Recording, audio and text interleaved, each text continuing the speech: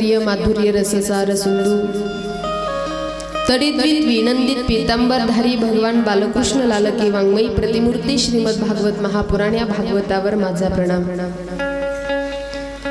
भगवंताची आल्हादिनी शक्ती श्री राधाराणी राधाराणीच्याही चरणावर माझा प्रणाम।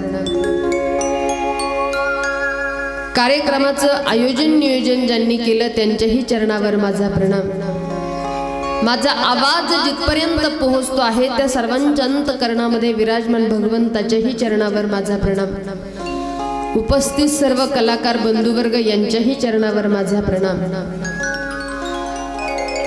अनसुया मातेच्या चरिताला चरितार्थ करणारी ही संपूर्ण मातृशक्ती तुमच्याही चरणावर माझा प्रणाम। सर्वच वैष्णव भक्त मायबाप तुम्हा सर्वांच्या चरणावर माझा प्रणाम। बालगोपाळ मंडळी नवतरुण या सर्वांच्या चरणावरती माझा प्रणाम आणि सर्वांना प्यार भरा जय जय श्री राधेश्याम। भगवंताच्या कृपेने साधू संतांच्या आशीर्वादाने हनुमंतराया माता लक्ष्मी यांच्या मंदिराच्या मूर्तीच्या वर्धापन दिनानिमित्त हा नामसप्ताह आणि या नामसप्ताहातली द्वितीय वर्षी पुनश्च भागवताची सेवा समस्त ग्रामस्थ नरवडे परिवार या परिवारानं माझ्यासारखी अल्पज्ञानी पामराच्या वाटेला सुपूर्त केली। त्याबद्दल ऋणनिर्देश व्यक्त करते की पुनश्च दुसऱ्याही वर्षी सेवेची संधी तुम्ही मला दिली। अत्यंत पवित्र श्री क्षेत्र राहेर आणि या राहेर नगरीमध्ये भगवंताची कथा ही भागवत रूपी गंगा पुनश्च याही वर्षी तुमच्या पवित्र भूमीमध्ये आली। वास्तविक पाहता वयोवृद्धांचं कर्तबदार व्यक्तीचं मार्गदर्शन आणि तरुणांचा हा उत्साह,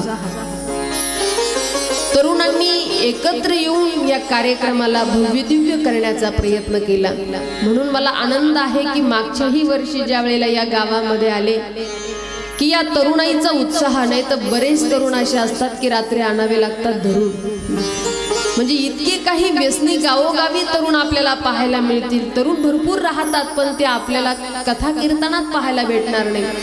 गावाच्या चौकामध्ये उभं राहून इकडल्या तिकडल्या गप्पा मारताना, कोणी मावा खाताना, कोणी गुवा खाताना मिळतील, पण कीर्तनामध्ये कथेमध्ये माझ्या तरी दृष्टीनं जेव्हापासून मी कथाकार झाले, कीर्तनकार झाले तेव्हापासून माझ्या तरी दृष्टीनं हे प्रथमच गाव असं असेल ही राहेर, की या राहेरमध्ये जेवढे काही आयोजक नियोजक आहे किंवा जो वारकरी भक्त आहे हा कार्यक्रम माझा आहे। प्रत्येक जण राजकारण पार्ट्या सगळं काही सोडतो आणि या धर्म मंडपात फक्त या नात्याने येतो की देव माझा आहे आणि मी देवाचा आहे आणि आमच्या प्रत्येकामध्ये भगवंताचं वास्तव्य या दृष्टीने येणारा हा वारकरी आहे। म्हणून या वारकरी वैष्णव भक्तासाठी, माझ्या तरुणाईसाठी, नवतारुण्यासाठी एकदा जोरदार टाळ्या वाजवून सर्वांचं अभिनंदन करा। याही वर्षी अति उत्साहानं ही नामसाधनेची भगवंताची सेवा आपण करतो आहे। वास्तविक पाहता मागच्या वर्षी कोरोना येऊन गेला आणि पुन्हा आपलं कार्यक्रमाचं आयोजन नियोजन अत्यंत भव्य दिव्य झालं होतं। ज्या वेळेला मी व्हॉट्सअप फेसबुकला फोटो टाकले तर लोक म्हटले ताई खरंच झाली का तुमची ही कथा, की कोरोनासारखी महामारी चालू आहे आणखी चांगल्या प्रकारे कार्यक्रम चालू झाले नाही तरी सुद्धा एवढं उत्साहपूर्ण वातावरणामध्ये एवढं बहुसंख्येने उपस्थित मंडळीच्या मध्ये तुमची कथा झाली। परंतु वास्तविक पाहता याही वर्षी ही दुसरी लाट आली होती आणि मागच्या वर्षी तर कित्येक लोकांना कोरोना झाला पण ती क्लिअर झाली। तुमच्या इकडली परिस्थिती मला माहिती नाही, पण बरं का चेअरमन भाऊ, आमच्या इकडं बरेच लोक श्रीमंत घराण्यातले अक्षरशः डॉक्टरच्या वजना इतके पैसे देणारे लोक होते पण तरी सुद्धा नाही वाचू शकले। पण माऊली आपल्या सर्वच वैष्णव भक्तांचा भगवंतावरती, ठाकूरजीवरती, मारुती रायावरती एवढा विश्वास आहे। मला एक सांगा, कोरोनाचा जो विषाणू आहे तो आपल्याला दिसतो का? तुम्ही प्रसन्न बसा, बसलात ना ताईट फीट बसा, जणू काही सगळ्याच महाराष्ट्राचा दुष्काळ आपल्यावरती पडला असं काय बसू नका।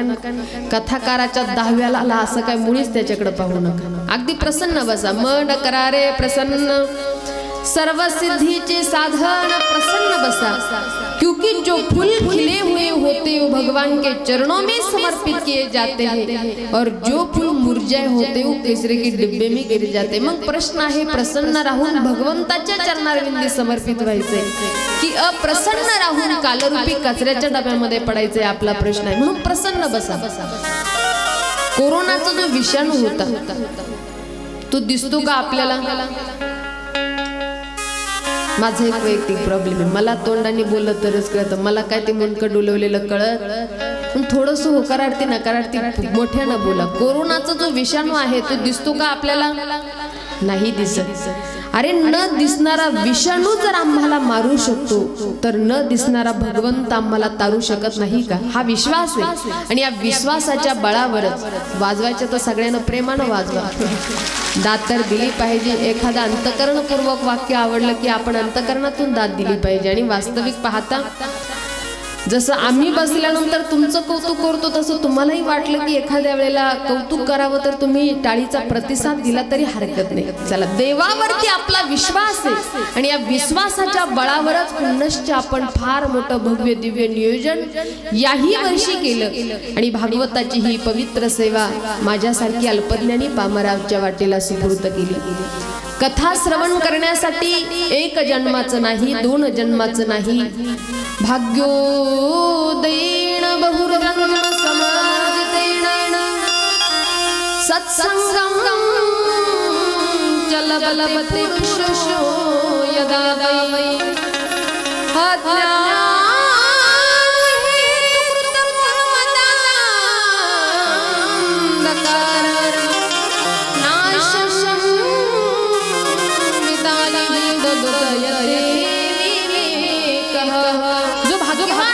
ज्याच्या भाग्याचा उदय झाला तोच ही कथा कीर्तन श्रवण करू शकतो। लक्ष देऊन ऐका।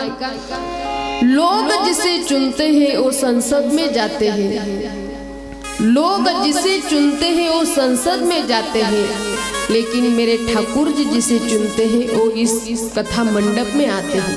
म्हणून इथं येण्यासाठी, कथा ऐकण्यासाठी एक जन्माचं नाही अनेक जन्माचं पुण्य असावं लागतं।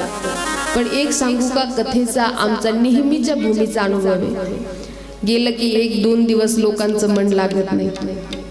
त्यांना असं वाटतं इथं बसण्यापेक्षा घरी बसलो असतो, तिथं तरी व्यवस्थित झोप झाली असती, असं कधी कधी मनातून वाटत राहतं। पण जोपर्यंत आपलं पाप आहे ना तोपर्यंत आपलं मन इथं लागणार नाही। पण आपलं पाप जळालं, आपल्याला भगवंताविषयी सत्संगाच्या माध्यमातून आवड निर्माण झाली, तुम्ही जरी म्हटले आता घरी राहावं पण मन सांगेल नाही, अरे हे आपल्या जीवनाचं उद्धाराचं साधन आहे। वर्षभर तर संसारिक कार्य, रात्रंदिवस संसारिक सुखासाठी प्रयत्न चालूच आहे, पण या धर्म मंडपामध्ये की या परमार्थाचा, भगवत भक्तीचा, आपल्या आत्मोद्धाराचा आनंद आपण इथं स्वीकारला पाहिजे, घेतला पाहिजे। आपलं मनच आपल्याला सांगेल। आणि म्हणून आपण कोणत्याही वयामध्ये असो परमार्थ करण्याचा अधिकार प्रत्येक जीवाला आहे। पण वास्तविक पाहता परमार्थ करण्याचं वय आम्हाला संतांनी सांगितलं की तरणा भाग्यवंत नटे हरी कीर्तनात, म्हणून तरुणांनी यायचं, वयस्करांनी यायचं नाही असं नाही। हर व्यक्तीचा उद्धार करणार हे भागवत आहे। पर कोणत्याही वयामध्ये आपण श्रवण करू शकतो, कोणत्याही वयामध्ये आपण श्रवण करून आपला उद्धार करू शकतो, एवढं श्रेष्ठ असणारी ही भागवत कथा आहे। आणि म्हणून परमार्थ जो आहे तो भाग्यानंच आपल्याला प्राप्त होत असतो। तुम्ही अनेक भजनी मंडळ असाल, वयस्कर असतील, तरुण असतील, तुम्ही एक अभंग ऐकला असेल की भाग्यवंता घरी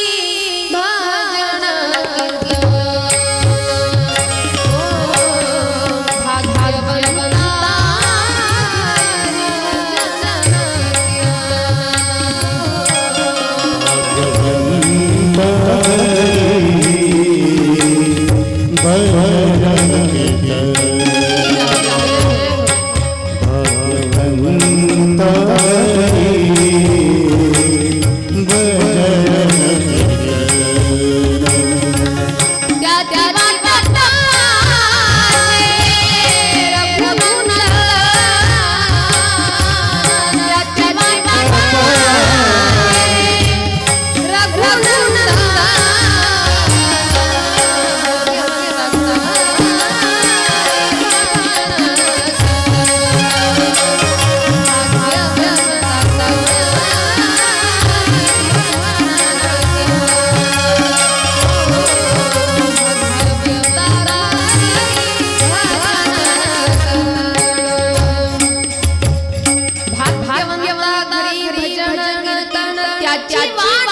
आहे रघुनंदन, म्हणजे जो भाग्यवान आहे तोच महाराज या परमार्थाचा आनंद उपभोगू शकतो. आणि म्हणून मायबाप आपण खरंच खऱ्या अर्थानं भाग्यवान आहोत.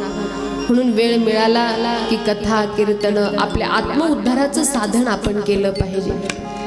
जसं मारवाडी लोक असतात ना, तुमच्या गावात नाही ना कोणी, असलं तर माफी मागून बोलते, त्यांना वेळ मिळाला की ते आपला व्यापार सुरू करत असतात, संधीचं सोनं करून घेतात. जसे का मारवाडी भक्ताला भगवंत प्रसन्न झाले आणि त्या मारवाड्याला सांगितलं, मनुष्यानं पाप केलं की मनुष्य नरकाला जातो आणि पुण्य केलं की स्वर्गाला जातो. मग सांग, तुला पाप करून नरकाला जायचंय की पुण्य करून स्वर्गाला जायचंय? त्या मारवाड्यानं सांगितलं, देवा स्वर्गही नको, पाप करून नरकही नको आणि पुण्य करून स्वर्गही नको. स्वर्ग आणि नरक या दोन्हीच्या मध्ये मला दुकान खोलून द्या म्हटले, म्हणजे खालचंही गिराईक माझ्याकडे येईल आणि वरचंही गिराईक माझ्याकडे येईल. म्हणजे हे जे लोक आहेत ना, हे फक्त अवसर पाहत असतात, संधी पाहत असतात की संधीचं आपल्याला सोनं कसं करता येईल. तसं ईश्वरानं आपल्याला ही संधी दिली. गावामध्ये आज सगळं काही सोडून, राजकारण, पार्ट्या, सगळं काही सोडतात लोक आणि एकत्र येतात.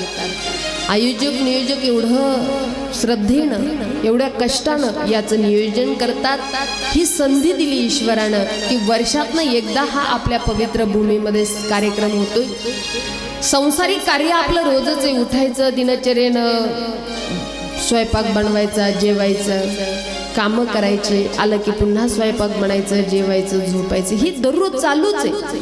पण हे 7 दिवस वर्षभर पुरेल एवढी ऊर्जा प्राप्त होण्यासाठी, वर्षभर पुरेल एवढं समाधान प्राप्त होण्यासाठी ग्रामस्थ मंडळ एवढं गोड आयोजन नियोजन करताना ही तुम्हाला आम्हाला सुवर्ण संधी की इथं येऊन आपण 7 दिवस जी काही सेवा करता येईल ती श्रद्धेनं केली पाहिजे.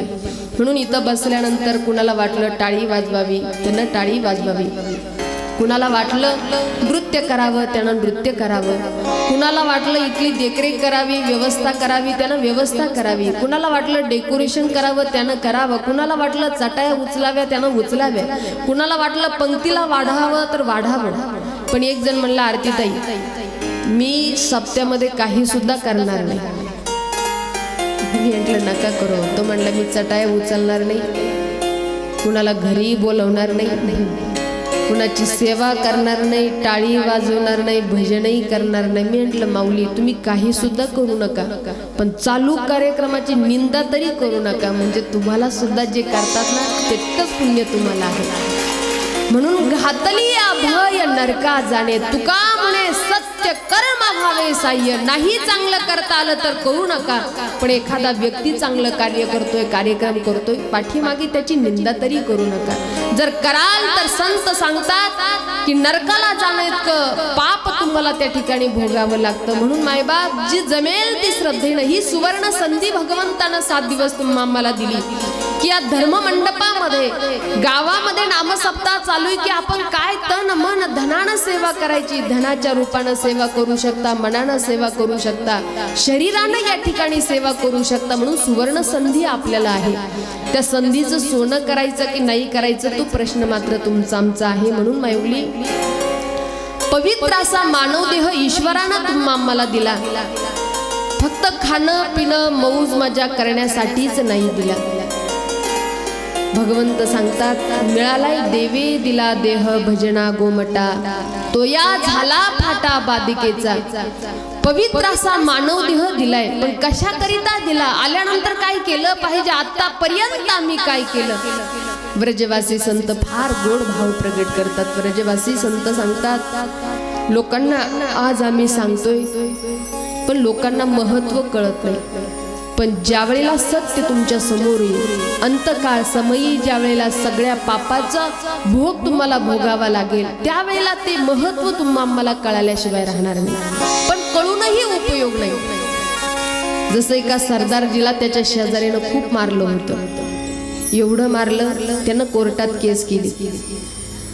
वकील जज साहेबाला सांगितलं हो म्हणले शेजाऱ्यानं मला खूप मारलं. त्याला बोलवलं का हो म्हणले तुम्ही मारलं. म्हणे नुसतं मारलं नाही बेदम मारलं. म्हणे का बरं. अहो म्हणले मला हा 3 वर्षापूर्वी डुक्कर म्हणला होता. मला 3 वर्षापूर्वी म्हणला हो.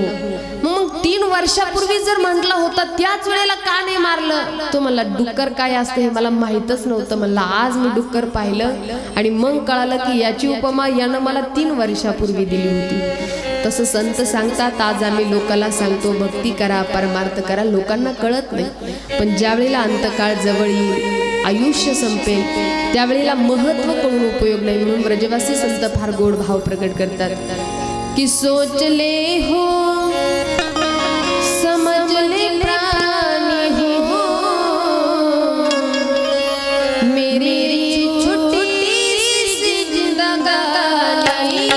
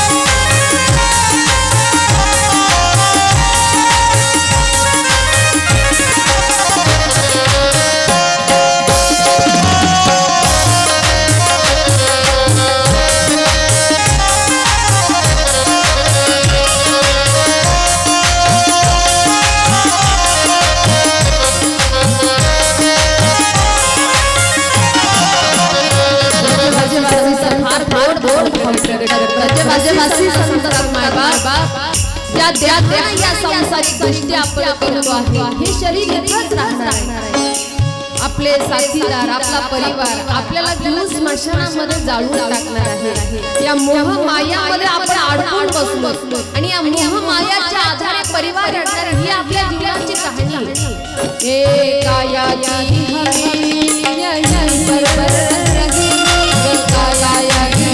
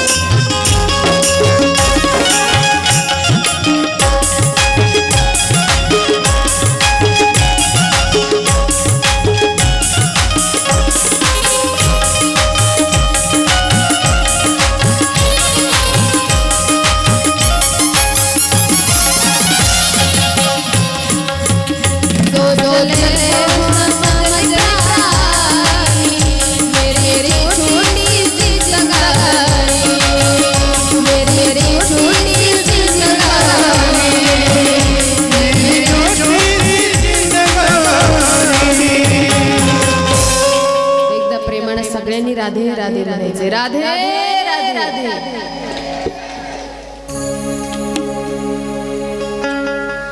सोच ले हो समझ ले प्राणी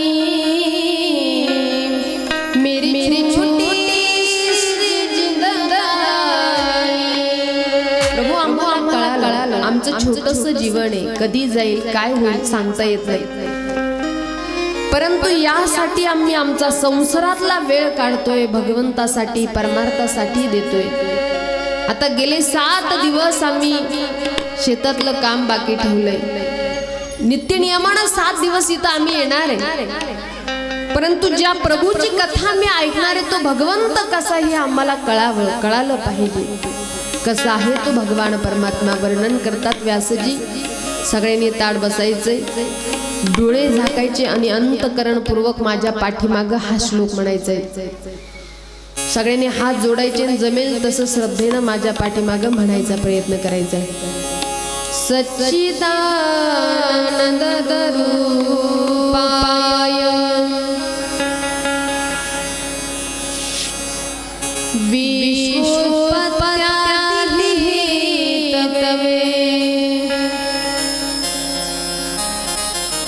माझा आवाज येतो तुमच्यापर्यंत क्लिअर येतो की नाही? स्पष्ट म्हणा, सगळ्यांनी मोठ्यानं म्हणा. सगळ्यांचा आवाज माझा एकटीच येतो याच्यापेक्षा निम्मा काही येईना, पण येऊ दे. सगळ्यांनी प्रेमान अंतकरण पूर्वक सच्चिदानंद रूपाय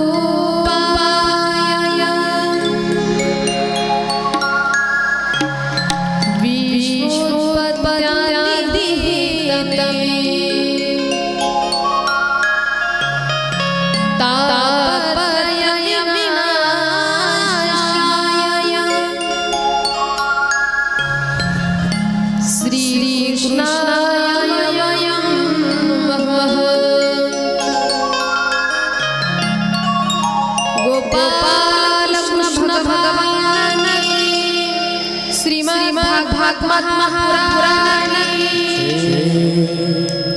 करायची. सगळ्यांनी ताट दिलं, सगळ्यांचे हात वरती झाले पाहिजे. वेळोवेळी मला सांगायला लावू नका. मागच्याही वर्षी मी सांगतच झाले, या वर्षी पुन्हा नव्यानं सुरुवात होती. सगळ्यांनी जयकार केला की सगळ्यांचे हात ताट वरती झालेच पाहिजे. गोपाल कृष्ण भगवान की श्रीमद भागवत महापुराण की जय जय जय श्री राधे, जय जय श्री राधे, जय जय श्री राधे.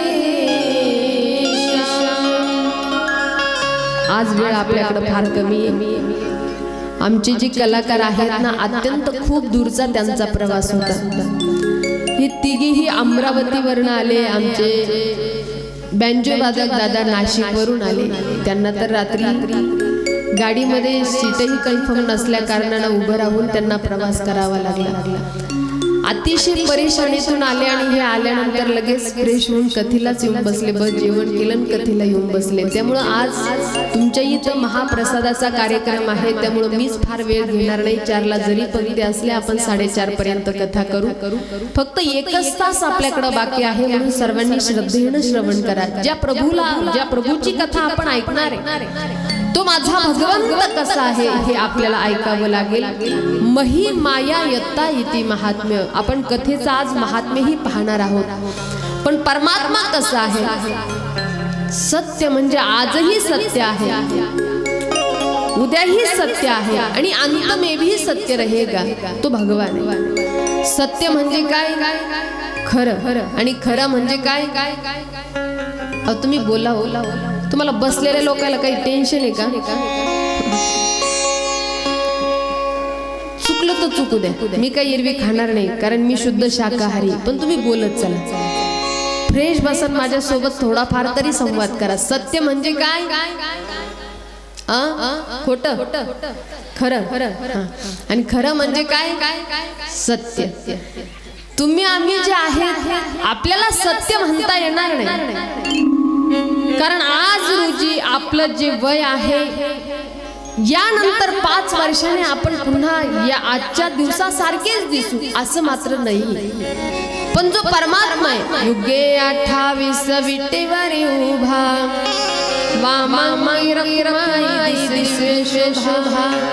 कुंडलिकाचे भेटी परमालेगा चरणी जगा. तो भगवान परमात्मा आजही आहे, उद्याही आहे आणि अंत में भी रहेगा. आपले आजोबा पंजोबा सांगत असतात, अहो पंढरपूरला गेलो होतो, पांडुरंगाचं दर्शन केलं होतं. आजही आपण ते सांगणारे, आम्ही पंढरीला गेलो, पांडुरंगाचं दर्शन केलं. आपलं वय झाल्यानंतर आम्ही ते सांगणारे पंढरपूरला पांडुरंगाच्या दर्शनाला आम्ही गेलो होतो. आमच्या नंतर वय झाल्यानंतर आम्ही जरी सांगितलं आमचेही नातू तेच सांगणारे, आपलेही नातू तेच सांगणारे की भगवंताच्या पांडुरंगाच्या दर्शनाला आम्ही गेलो. म्हणजे तो परमात्मा आजही आहे, उद्याही आहे आणि शेवटीही राहणार आहे. म्हणून सत्य स्वरूप भगवान परमात्मा तो काय करतो, त्रिविध तापाचा नाश करत असतो. त्या सत्य स्वरूप भगवान प्रत्येक जण आज जीवनामध्ये दुःखी नाही असा जीव नाही. जगी सर्व सुखी असा कोण आहे, विचारी मनातून शोधून पाहे. आपण संसारात रात्रंदिवस संसारिक कष्ट करतो. कुठल्या संसारिकाचा अनुभव आहे का आरतीताई? आजपासून आम्ही टेन्शन फ्री झालो, या संसाराची आम्हाला अजिबातच चिंता राहिली नाही असं कधी कुणाचं झालंय? म्हणजे अगदी प्रामाणिकपणानं उत्तर द्या. खरं सांगा, आपण संसारात सुखी आहे का नाही? बोला ना माऊली. कुठलाही जीव बसलेल्यापैकी संसारात सुखी नाही. आता घरी गेलं की उद्यापासून कुणीही संसार करायचा नाही म्हणून थोडी जमणार आहे. करू नका असं नाही, संसार करा. प्रपंच करावा नेटका, नसू द्यावा फाटका, पण लागू द्यावा चटका परमार्थाचा. पण या संसारामध्ये प्रत्येक जण दुखी, कोई तन दुखी, कोई मन दुखी, कोई धन बिन रहत उदास, परंतु थोडे थोडे सब दुखी, सुखी राम के दास. सगळ्यात सुखी जर या विश्वामध्ये कोण असेल तर ते माझे भगवंताचे भक्त आहे. कारण संतांनी स्वीकारलं, जो